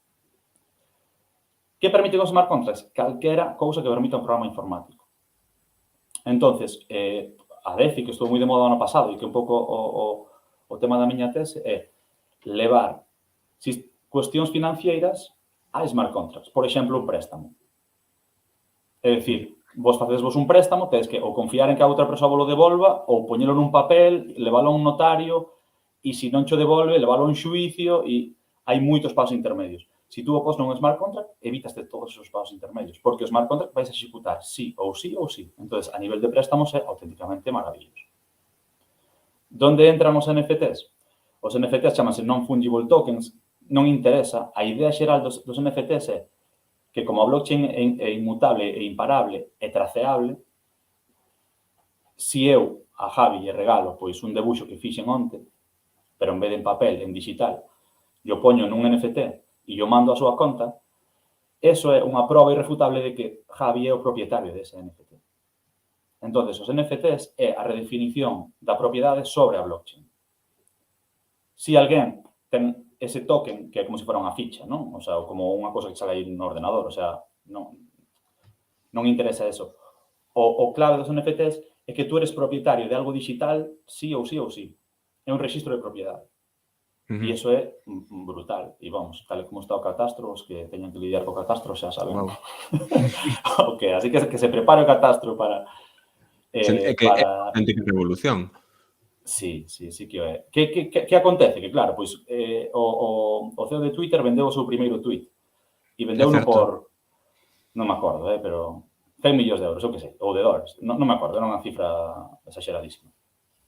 Claro, para que alguén quere ser o propietario, que importa ser o propietario, todo o mundo está vendo ese tweet, de un tweet.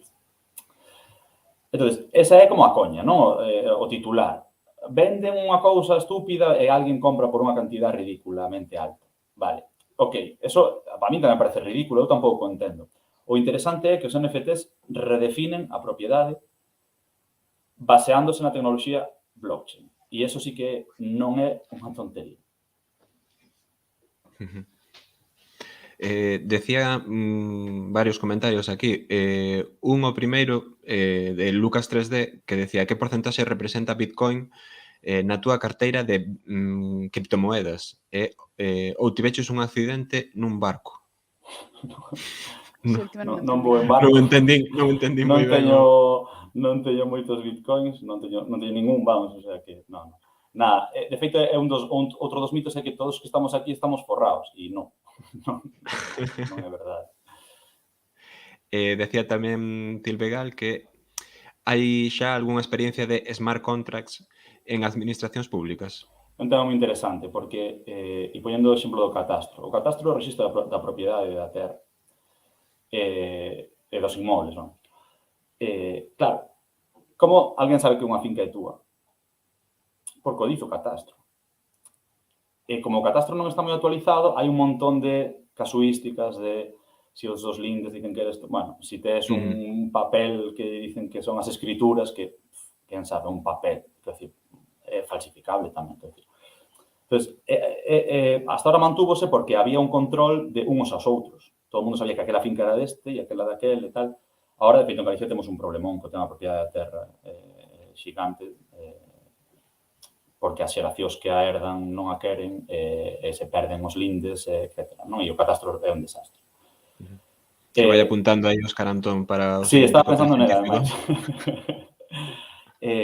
Bueno, a cuestión, que as administracións non teñen ningún interés en que entre blockchain, porque pasan de ser eles os que dicen de quen é isto a que o diga un terceiro, ou, bueno, un ente incambiable, non?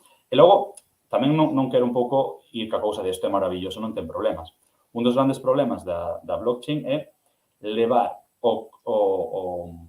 a información do mundo real adentro da blockchain, non? O do off-chain to on-chain. É dicir, se nós apostamos a que gana o Depor, claro, se eu son un pouco hábil porque son informático e consigo facer un truco para que nunha web salga que o Depor perdeu ainda que ganou e así ganou a aposta, é dicir, e entón aí entramos en que hai como unha cousa que todo que entre en blockchain ten que ser veraz. E para eso están os oráculos. E os oráculos o que fan é que a verdade este apoiada por unha cantidad enorme de persoas ás que se lles dá un incentivo para decir a verdade e un castigo para decir mentira. E seguimos un pouco co mesmo esquema. Este é o esquema que se vai ver sempre en blockchain. E entón entramos en redefinir que é verdade e que é mentira, a propiedade, que é o valor, e os intercambios. Facer contratos que se van cumplir sí ou sí sin que ninguén os pare. Hai veces que é razonable paralos, non os podes parar. Entón, é un cambio, non sei se dicir mental ou mindset que dicen os ingleses, non? Unha forma de pensar distinta a que temos que empezar a facernos, porque eso está aí. Isto é de Matrix, non? Sí, é que me soa todo isto a Matrix, sinceramente. Agora que dixeches o del oráculo... Sí. Son consciente. Ben, pois penso que aí queda un pouco contestado o que decía que cheira papá dun artigo que compartiches estes días sobre como estas tecnoloxías van reducir o papel dos estados, que un pouco xa falamos ao principio tamén sobre o papel dos estados, e que tampouco é tan así, non? Que ao final os estados están interesados nas criptomoedas, que era o que decías antes, que evidentemente pode reducir o papel, pero acabar cos estados é bastante complicado. Sí, claro, bueno... Entendo que esta aplicación concreta da que estás falando realmente, o sea, é como que reduciría o papel validador no sentido de que o Estado sería o único garante desa transacción. Que teña un monopolio, digamos. Claro, pero incluso os Estados poderían utilizar blockchain perfectamente para exercer esa potestade validadora tamén, ¿no? Igual que utilizan, por exemplo, para o tema económico, monetario. Sí, de feito, aquí pasa un pouco o de sempre, non? Hai quen fuxe, digamos, do lío e hai quen aborda o lío e crea e se beneficia dele. Por exemplo, Suiza, desde o principio, fixo unha legislación non pro criptomoedas, sino unha legislación como super estable no que todo o mundo sabe a que hai que aterse, no que hai que pagar impostos altos e no que está todo moi clariño, non? E permite que haxa moitas empresas que poidan experimentar sin mancarse legalmente con este tipo de cousas, non? Entón, eu creo que hai moitísimo recorrido para isto está só empezando, non? E se pode facer moitas cousas. E xa digo, o problema do mundo real é xigante, porque se eu a Javi lle mando un token con que unha imaxe que eu fixen é súa, está ben, pero se eu lle mando un token que a casa na que eu vivo dice que é súa, como Javi exerce esa propiedade sobre un activo real. Dice, non, é que eu tiño aquí un token que dice que é meu. Entón, esa ponte entre o que está en blockchain e o mundo real está por facer e quedalle pero moito, como internet nos anos 90, vamos. Eu non sei se a isto ten que ver, pero penso que había como un fío ou unha pequena discusión en Twitter que tiveches, non sei se hai moito, que alguén che poño o exemplo disto como a burbulla das .com ou algo así. É un exemplo que eu uso moito, non? A burbulla das .com a nivel de bolsa foi catastrófica e probablemente tamén a nivel laboral, foi no ano 2000 e basicamente foi que nos 90 chega a internet e dicen isto é a bomba, isto vai ser a xente quéntase. Non sei se vos sona de algo con este tema. Emocionanse e, bueno, pues tú decías que a túa empresa iba a ter non sei que de internet e xa, bueno, en bolsa para arriba, unha cousa exagerada. E aquí está pasando unha cousa parecida. Por exemplo, creo que foi Polaroid, se non lembro mal, fai 2 anos, dixo que iba a sacar un token ou, bueno, unha criptomoeda de Polaroid. E entón subiu en bolsa sería un 40%, o cual é unha auténtica barbaridade, unha compañía que estaba xa moi acabada. Entón, sí que hai tintes de burbulla, un pouquiño, non? É un pouco uso porque digo, o mellor hai burbulla, pois sí, o mellor sí. O mellor non, quero dicir, non o estou dando por feito. O que sí que sei é que das 20 compañías máis importantes do mundo que había antes do 2000, a maioría eran de enerxía, banca, finanzas, motor, industria, materias primas, pois das 20, isto a ollo de que igual 10 ou 12 a día de hoxe son de software ou de tecnoloxía relacionada co software e con internet, non? E pensamos en Facebook, Google, Amazon, Netflix, as que queirades, non? Top 20 compañías mundiais, que eso é unha representación, non quer dicir que sea exactamente así, de cales son as compañías ou as tecnoloxías que xeran máis valor para a sociedade. Isto con todas as pinzas que queirades, non? Esta frase. Entón, aquí pode pasar algo parecido, vale? Cada revolución vai a súa maneira. Na Que que iso explica un pouco o de comprar chíos ou algo así tamén, non? Sí, claro, ou que eu quero ter un NFT a calquera custe porque, claro, como están de moda, pois igual se vedes os NFTs que se venden son ridículos, o sea, son cutres, son feos, ou, bueno, a min parecen feos, que é unha cuestión subxectiva, pero claro, son os primeiros, ou son os que teñen moitas veces un significado, máis que obxectivamente unha arte gigantesca. Pero, bueno, eu só digo que Christie's vendeu unha obra de Banksy en NFT. Quer dicir, non é un rollo de nenos pequenos xogando a non sei que. É Sí, dicir, sí. Christie's tuvo suficientemente vista como para decir, ui, isto pareceme que me pode ser do meu rollo, non? E meterse aí, cando mellor unha empresa tan antiga, pois, fuxiría de modernidades que intentan quitarlle cuota de importancia. Entón, eu creo que hai moitas cousas moi interesantes que van a ir aparecendo e como no 2000, pois, igual nos pasamos de frenada ahora, logo todo o mundo xa o dá por morto e pasan 10 anos e blockchain xoga un papel relevante en moitas cousas da nosa vida. Había por aí un comentario, bueno, solucionando o do accidente de barco, decía Lucas 3D que, polo visto, é unha coña que se adoita utilizar para deixar constancia pública de que se perdeu o acceso ás claves privadas da carteira de Bitcoin. Non sei, eu non tiña nin idea desto do accidente de barco. Claro, a ver, pensade que os que chegamos a isto tarde, pois non o vivimos, non? Pero houve xente que pola coña, pois, meteu 100 euros no Bitcoin e despois tuvo $1.000.000, non? Entonces, bueno, sempre había un pouco a cousa de que pois eso, había xente que se fixera moi rica e pois a xente andaba detrás deles e tal. Bueno, entón, vai un pouco por aí, non? Tiñas claves nun post Os que chegamos agora, entón non. facía limpeza e tiraba todo, non? Como? Tiñas as Perdón? claves nun post na parede, non? E tú facía limpeza e tiraba todo.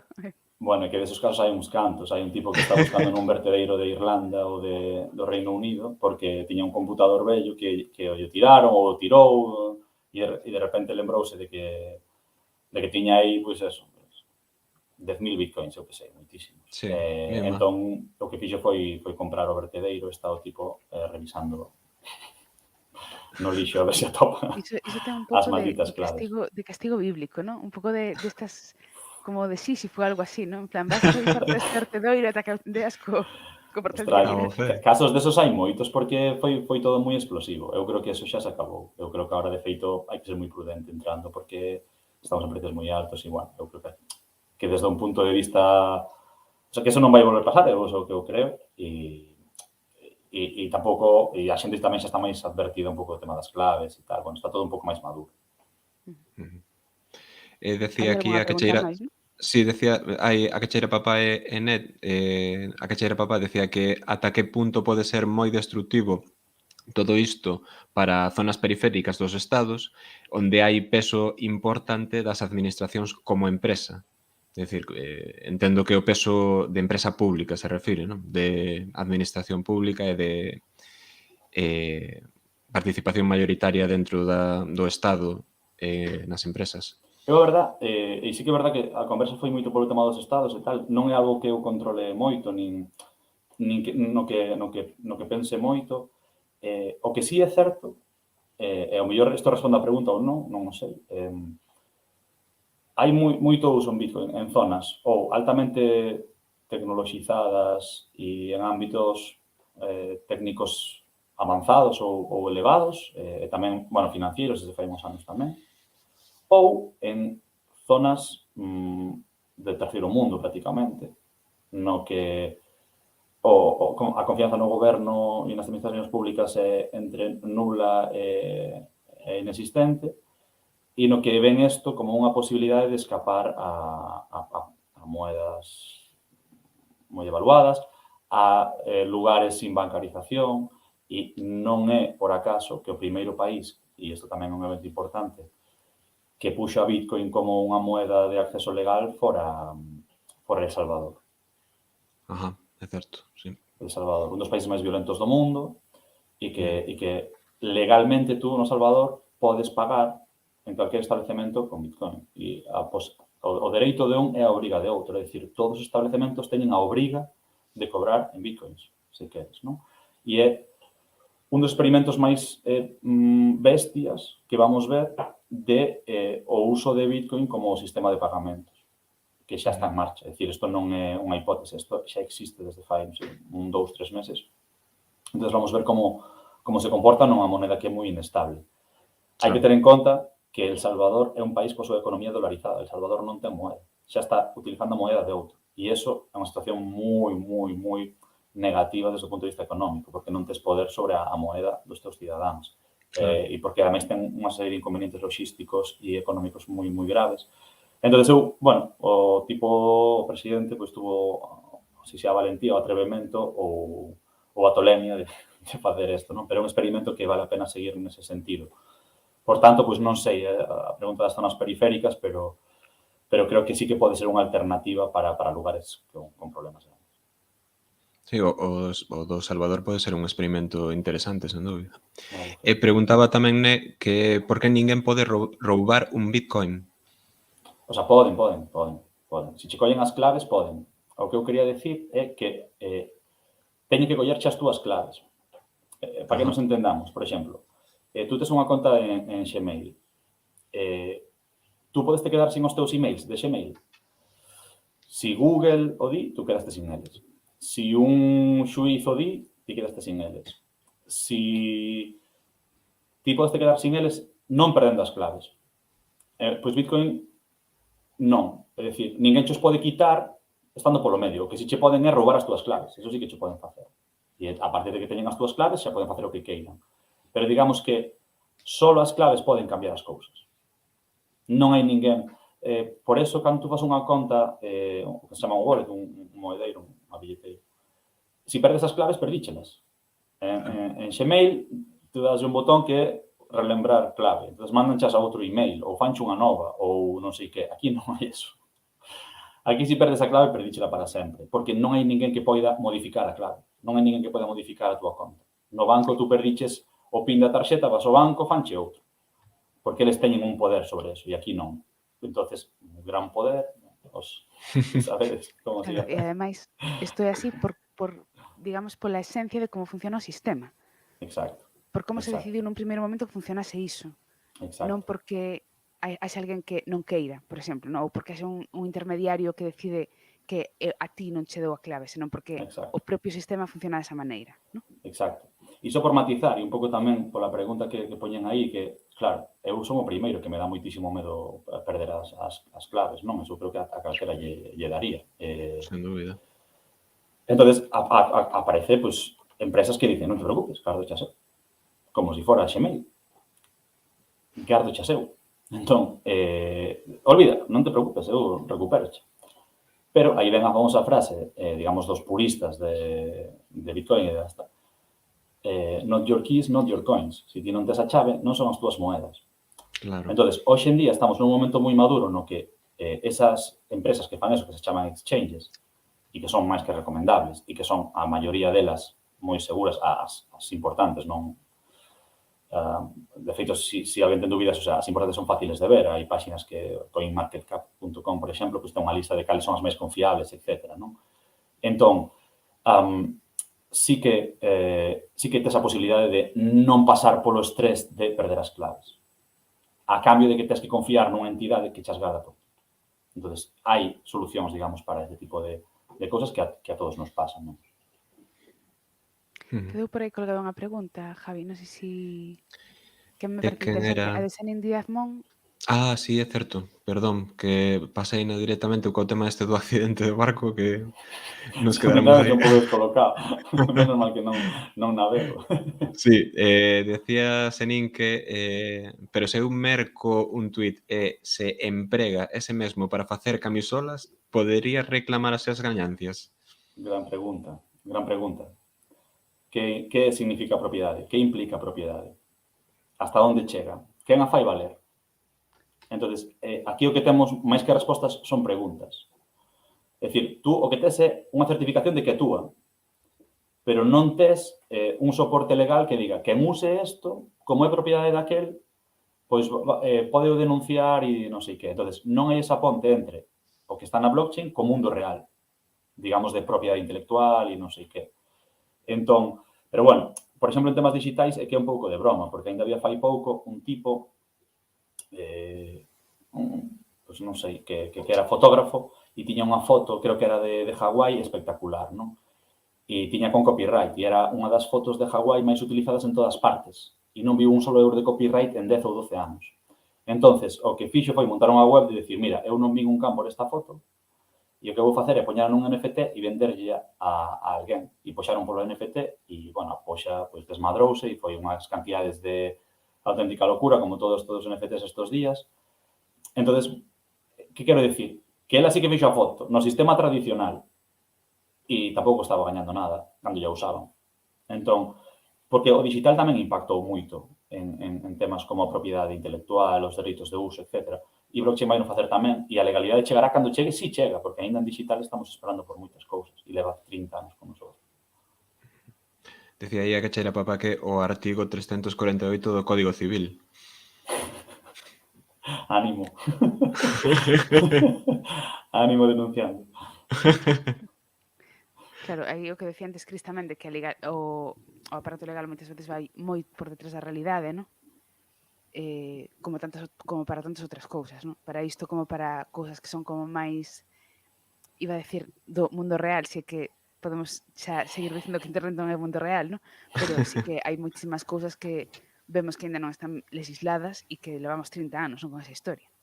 Sí, total, total. Ademais, insisto, é propiedade, digamos, moral, si queredes, pero a propiedade sigue sendo pues, as que hai a día de hoxe, non? Pues o catastro ou a SGAE ou o que sexa que a leve nese caso.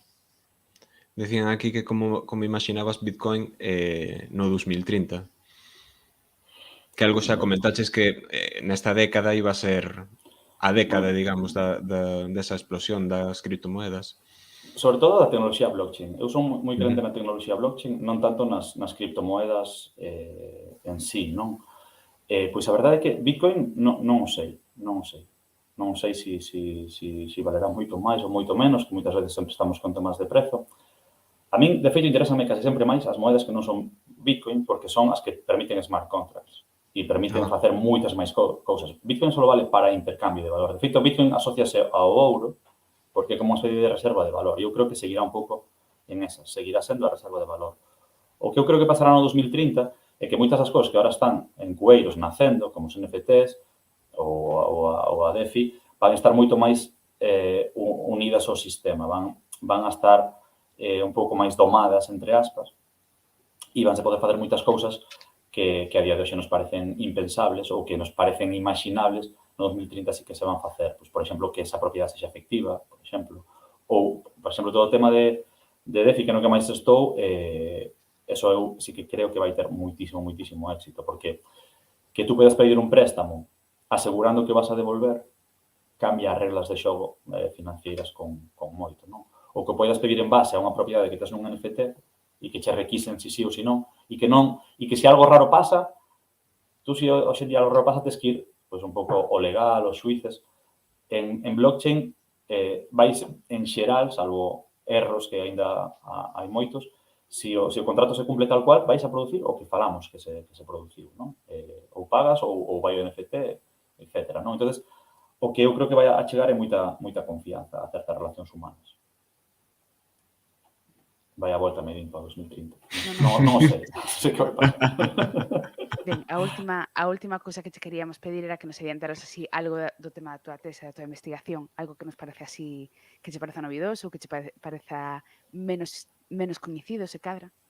Sí, eu, o que estou facendo na tese, basicamente estou estudiando o que se chama DeFi, finanzas descentralizadas, que é a construcción dun sistema financiero desde cero mediante ferramentas de blockchain. Os préstamos son unha cousa, pero hai moitísimas máis, non? Desde depósitos, desde cambios de moedas, seguros, activos sintéticos, hai casi de todo. Entón, é unha redefinición con as regras novas dun sistema financiero, non? E ademais fago un pouco no contexto das finanzas conductuais, que son un pouco a rama que estuda as finanzas desde o punto de vista da conducta. E, claro, a mí as cripto neso veñen de maravilla, non? Porque tú podes facer unha valoración financiera de un activo típico, unha acción, unha empresa, unha terra, un edificio, pero en cripto que valoración faz? É unha valoración moito máis conductual, moito máis psicolóxica, moito máis de percepcións, moito máis de suposicións cara ao futuro. Entonces, pues basicamente, estou estudando como se está construindo o DeFi e que relación ten coas percepcións da xente. Pero ainda me queda moito que facer. No, parece É importante. Igual te temos que traer o ano que ven para que nos digas como vas. Eu encantado, vamos, falo aquí o tempo que queirades, estuve super a gusto e para mí, vamos, foi un luxazo estar en Balea e teño que decirlo, que decía off the record, moi feliz de ser o suplente de Carracedo, O sea, o suplente de Messi. Eu nunca pensei semellante cousa, Bueno, eu teño que decir que se había que buscar un sustituto, está claro que era este tema que comentábamlo cando estábamos preparando así os temas a principio de tempada e demais. Era un tema que nos apetecía tocar, claro, tándote a ti, pois en que momento íbamos poñer? Claro. Non era isto como sustitución porque non queríamos que pensaras que era rebaixar aquí o nivel ou algo. No, é subir. Subir. Nada, pois eso, que espero que vos gustaran un pouco as explicacións. A veces na simplificación un minto un pouco, non? Resumir e mentir. Pero nada, eso, espero que fora agradable, entendible e cando que irades eu encantadísimo de... De feito, se queres, podemos facer unha enquisa de se a xente quedou agora cos conceptos máis claros, que eu polo menos sí, porque eu entrei aquí ás 8:30 sen idea do que eran todo isto de xa non as criptomoedas, senón o blockchain, os tokens, os NFTs e todo o demais, e a min quedoume moi claro. Non sei o resto da xente, se queres podemos facer unha enquisa, eu creo que vai sair bastante que sí, non? Por favor, facedia, porque de feito no que máis disfruto é nesto, non? En tratar de, cando unha tecnoloxía me apaixona, pois aterrala e tratar de facela entender, non? É o que fago todos os días, é o meu traballo e gustame moitísimo.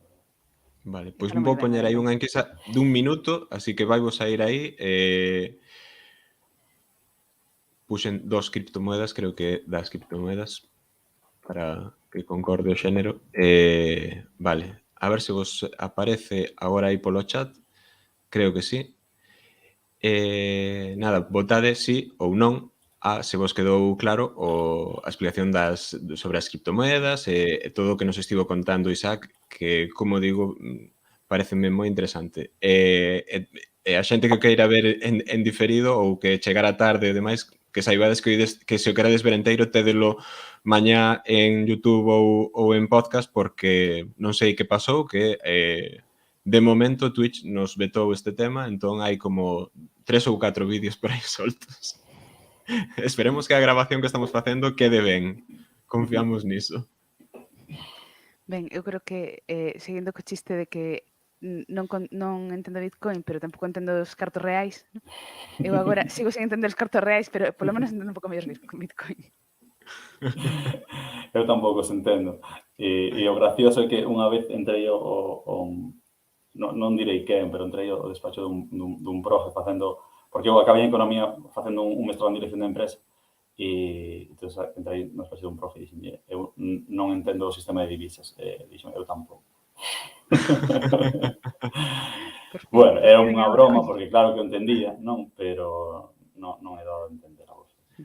Bueno, pois a enquisa que durou 1 minuto acaba de rematar e quedou vos claro o das criptomoedas. O 80% sí, con 8 votos, e non con 2. Así que hai 2 persoas aí a que imos ter que volver traer a Isaac de novo a Balea Vermella para ampliar un pouco, porque parece que as 2 horas que imos facer, ou hora e 3 cuartos, non foron suficientes, entón hai que estenderse un pouco máis. Así que xa sabes, vai preparando data, Isaac, para para un vindeiro directo. Que ademais Encantado e felicísimo. mira, comentaba aquí mi prima Ramona decía esperamos volver velo para entrar máis en profundidade da DeFi. Sí, sí, aí hai moito que falar, moito que falar. O que pasa é que eu creo que xa foi o suficientemente densa como para... Porque a Sí, DeFi sí. das tamén densas e o tema dos tokens bueno, hai moito máis do que falar e eu, vamos, felicísimo aquí de falar permitidme que o diga tamén no programa Estrela de Divulgación Científica da Rede en Galego, vamos, eso eu creo que está claro e moi evidente. Entón, feliz de estar aquí, cando que irades volvo. Seremos o programa estrelo cando saquemos a nosa criptomoeda de Balea Vermella. A Eu se partir de queres aí facer un xa... NFT, axúdovos, Estaría genial. Sí, sí. Pois nada, din por aquí eso, que foi genial, e que Isaac explica moi ben, e tamén que é moi boa charla, parabéns, di a Cacheira Papa. E tamén Moitas decía Cris gracias. por aí que xa ten nivel para unha conversa de ascensor, polo menos. Que tal, señora? Que pensa dos bitcoins?